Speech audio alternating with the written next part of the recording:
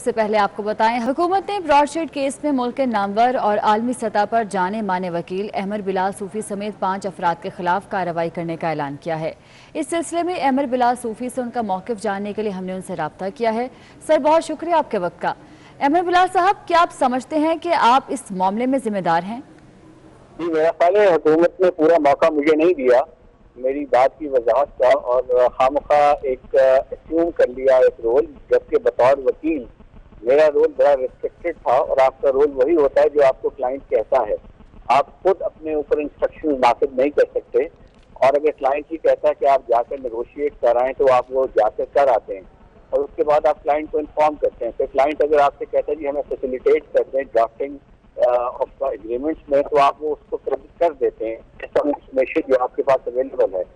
अगर जो क्लाइंट है वो इंस्ट्रक्शन भी आपको नहीं दे रहा कि आप जाके ड्यू डिलीजेंस करें, आइल ऑफ मैन जाएं, और वो ये भी नहीं कह रहा कि ऑर्डर जाएं, ना वो ये कह रहा है कि वहाँ किसी वकील को हायर करके उससे ये इंफॉर्मेशन ला कर दें या खुद लें, अभी वो इंस्ट्रक्शन नहीं दे रहा, तो इस बुनियाद पर ये मेरे मुझसे हम करना मनसूख करना कि ड्यू डिलीजेंस मेरी जिम्मेदारी थी, बहुत ही हर फेच्ड आर्गूमेंट है। या तो मुझे दिखा दी जाए कोई ऐसी इंस्ट्रक्शन इन राइटिंग जो मुझे कहा गया हो कि मैं जाकर इसके बारे में तफसीलात कलेक्ट करूं। अगर नैब का अपना ओवरसीज विंग अपने रिसोर्सेज थे, वो उस बुनियाद पर ये सब कुछ खुद कर सकते थे। अगर उनको खुद इत्मीनान था कि गैरी जेम्स जिससे वो पीछे रहे हैं वो शख्स है जो जिससे उनकी वाकफियत पुरानी थी, उसको अगर ये इत्मीनान की बुनियाद पर उन्होंने ये इंस्ट्रक्शन इशू नहीं की तो इसमें फिर रिस्पॉन्सिबिलिटी तो मेरी नहीं बन सकती। तो मैं ये समझता हूँ कि ये बहुत ही जल्दी में किया गया फैसला है कि इससे क्रिमिनल प्रोसीडिंग्स कमेंस की जाए। अगर रिकमेंडेशन है तो भी रिकमेंडेशन इसलिए इसको दोबारा जेर गौर लाना जरूरी है क्योंकि मुझ समेत बाकी लोगों को भी राइट ऑफ हेयरिंग मजीद तफसीली मिलना चाहिए, उनके आर्गूमेंट सुनने चाहिए।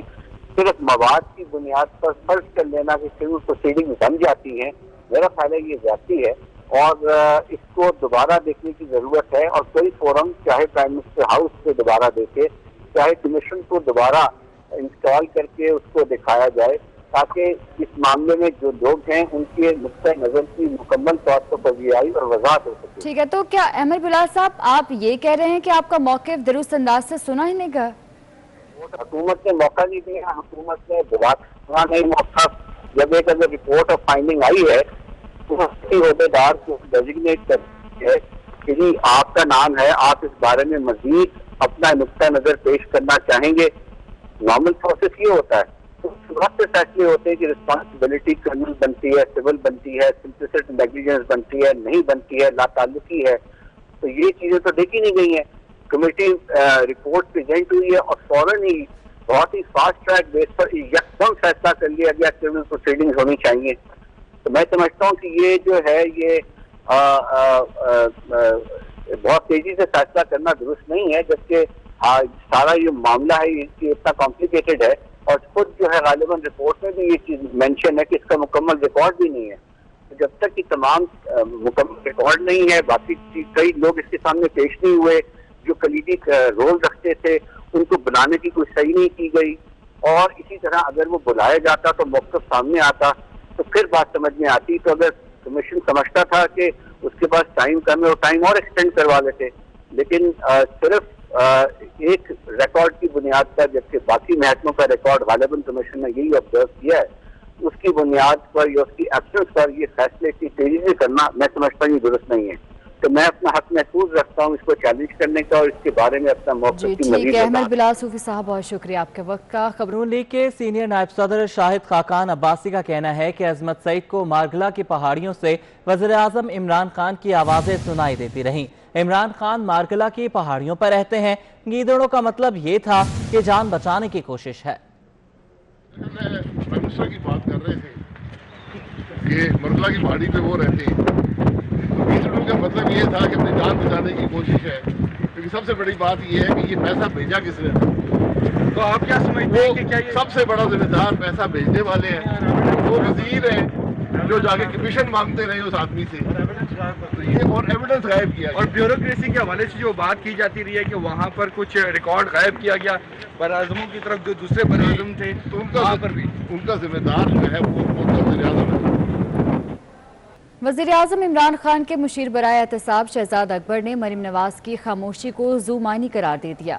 کہا مریم نواز نے پی ڈی ایم کا ستیہ ناس کر دیا. اناڑی کے ہاتھ میں گاڑی آ جائے تو ستیہ ناس ہی ہوتا ہے.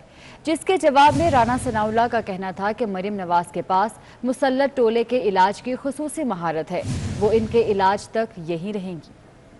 وہ غلط خبر تھی کل رات کو سوشل میڈیا پہ گردش کر رہی تھی کہ ان کی بھی کوئی پلیٹلیٹس کم ہو گئی ہیں مریم صاحبہ کی. آئی تھنک وہ غلط خبر ہے یا کوئی فیک نیوز تھی. تو باقی ان کی جو خاموشی ہے اس وقت وہ بھی بڑی زومانی ہے کہ شاید کیوں خاموش ہو گئی. مریم صاحبہ نے جس اپنی میں سمجھتا ہوں ان ایکسپیرینس ہونے کی وجہ سے ایک پی ڈی ایم کا ستیہ ناس کیا ہے پورے کا, اس کی وجہ سے شاید نون لیگ کے اندر جو باقی لیڈرشپ ہے انہوں نے کچھ ریزرویشن کا اظہار کیا ہو. مریم نواز صاحبہ کی اسپیشل ایکسپرٹیز ہیں ان کے علاج کے لیے, تو اس لیے وہ ان کا علاج کر کے ہی جو ہے وہ اگر ان کو باہر اپنے عزیزوں سے ملنے یا کسی دوسری گھر سے جانا پڑا تو ساری دنیا جاتی ہے, آ جاتے ہیں لوگ. اس مسلط ٹولے سے جو ہے اس ملک اور قوم کی نجات جو ہے وہ ریکوائرڈ ہے. اس وقت تک وہ انشاءاللہ تعالی پی ایم ایل این اور پی ڈی ایم کے پلیٹ فارم سے جو ہے جد پوری طرح سے شامل رہیں گی.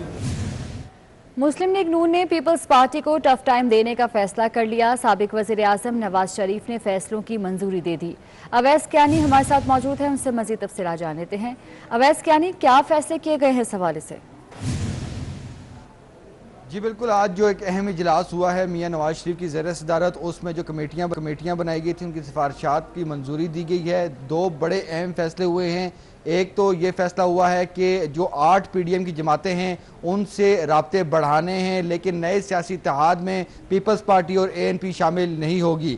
دوسری طرف عوامی رابطہ مہم تیز کرنے کی ہدایت کی گئی ہے, اور نواز شریف نے ایک بڑا فیصلہ کیا ہے کہ عوامی رابطہ مہم کے لیے جو ٹاسک دیا گیا ہے اس کی ذمہ داری میاں جاوید لطیف کو سونپی گئی ہے, اور یہ ہدایت کی گئی ہے کہ عید کے بعد جو ہے بھرپور طریقے سے عوامی رابطہ مہم شروع کی جائے گی. ریلیاں نکالی جائیں, جلسے منعقد کیے جائیں, اور کامیاب ریلیاں اور جلسوں کے بعد جو ہے لانگ مارچ کیا جائے گا. لیکن کل سے جو ہے نون لیگ جو ہے وہ اپنا جو نئے جو پی ڈی ایم کی جو 8 جماعتیں ہیں ان کے ساتھ جو ہے وہ رابطے شروع کر رہی ہے, اور میاں جاوید لطیف کو جو ہے وہ عوامی رابطے تیز کرنے کی ذمہ داری اور ٹاسک جو ہے وہ سونپا گیا ہے نواز شریف کی طرف سے. ٹھیک ہے اویس کیانی, بہت شکریہ آپ کا. اسلام آباد میں 24 گھنٹے میں 10 سال تک کے 66 بچے کورونا پازیٹیو آ گئے. کورونا سے متاثرہ بچوں کی تعداد 5792 ہو گئی. صبا بجیر کی رپورٹ دیکھیے. شہر اقتدار میں کورونا کے بڑھتے وار بڑوں کے ساتھ بچوں پر بھی بھاری ہونے لگے. 24 گھنٹوں میں 10 سال تک کے 66 بچے وائرس سے متاثر ہوئے, جس کے باعث متاثرہ بچوں کی تعداد بڑھ کر 5,792 تک پہنچ گئی ہے. ڈسٹرکٹ ہیلتھ آفس کی جانب سے جاری اعداد و شمار کے مطابق اسلام آباد میں ایک سال کے دوران 11 سے 20 سال کی عمر کے 5,391 افراد وائرس سے بیمار ہوئے. 21 سے 30 سال کے 11,860 افراد کو بھی کورونا ہو چکا ہے, جبکہ 31 سے 45 سال کے 16,607 افراد بھی متاثر ہو چکے ہیں. اعداد و شمار کے مطابق 46 سے 60 سال کے 11,203 افراد, 61 سے 80 سال کے 5,986 افراد بھی متاثر ہوئے ہیں, جبکہ 81 سال سے زائد عمر کے 547 افراد کے بھی ٹیسٹ مثبت آئے تھے. صبا بجیر 24 نیوز اسلام آباد.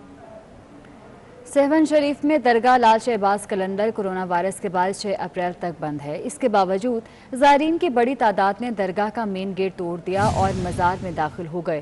کل سے عرس تقریبات کا آغاز ہوگا. آپ کو اپڈیٹ کر رہے ہیں. سہون شریف میں درگاہ لال شہباز قلندر کورونا وائرس کے باعث 6 اپریل تک بند ہے.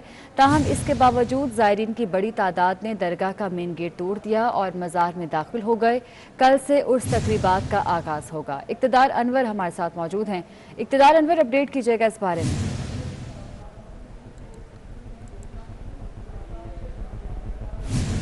اقتدار, اگر آپ ہمیں سن پا رہے ہیں تو بتائیے گا, کل سے عرس تقریبات کا آغاز ہو جائے گا؟ جی بہت شکریہ جناب آپ کا. میں یہ بتاؤں کہ کل سے عرس کی تقریبات کا آغاز ہونا تھا، لیکن زائرین کی ایک بہت بڑی تعداد آج ہی جو ہے وہ سیون کے مزار کے باہر پہنچ گئی۔ جب ان کو اس بات کا علم ہوا کہ مزار جو ہے وہ بند ہے تو زائرین جو ہے وہ اپنے غصے پر قابو نہ رکھ سکے اور انہوں نے جو مرکزی دروازہ ہے اس کو زبردستی کھلوا کر مزار کے اندر داخل ہو گئے۔ سندھ حکومت کی جانب سے 6 اپریل تک سندھ کے تمام مزاروں کو بند کر کے رکھا ہے۔ پچھلے سال بھی یہ عرس نہیں ہو پایا تھا۔ بہت شکریہ اقتدار انور آپ کا۔ شوگر سٹا اسکینڈل میں ایک اور بروکر نے بیان ریکارڈ کروا دیا۔ بروکر سفیان سہیل نے سنسنی خیز انکشافات کر دیے۔ آپ کو اپڈیٹ کر رہے ہیں، شوگر سٹا اسکینڈل میں ایک اور بروکر نے بیان ریکارڈ کرا دیا۔ بروکر سفیان سہیل نے سنسنی خیز انکشافات کر دیے ہیں۔ ایک اور بروکر نے بیان ریکارڈ کروایا ہے۔ شوگر سٹا مافیا کیس میں اہم پیش رفت ہوئی ہے۔ ذرائع کی جانب سے یہ انکشافات کیے گئے ہیں۔ واٹس ایپ گروپس کے ذریعے سٹے کے کاروبار میں ملوث ہونے کے انکشافات بھی سامنے آئے ہیں۔ ذرائع کی جانب سے ایسا بتایا جا رہا ہے۔ ایک بروکر کو گرفتار کیا گیا ہے جس کا بیان بھی ریکارڈ کر لیا گیا ہے۔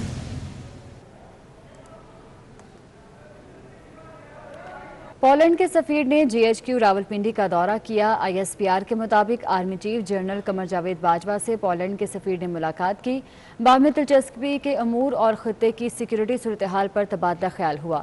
ملاقات میں دو طرفہ تعلقات اور دفاعی تعاون کے فروغ پر بھی بات چیت ہوئی۔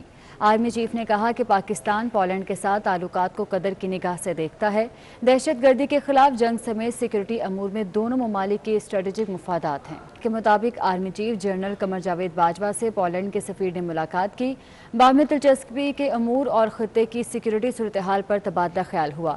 ملاقات میں دو طرفہ تعلقات اور دفاعی تعاون کے فروغ پر بھی بات چیت ہوئی۔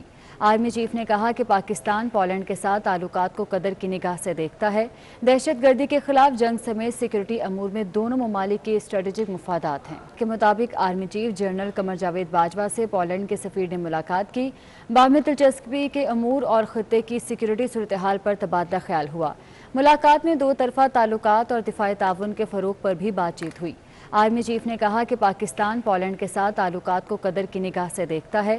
دہشت گردی کے خلاف جنگ سمیت سیکیورٹی امور میں دونوں ممالک کے اسٹریٹجک مفادات ہیں۔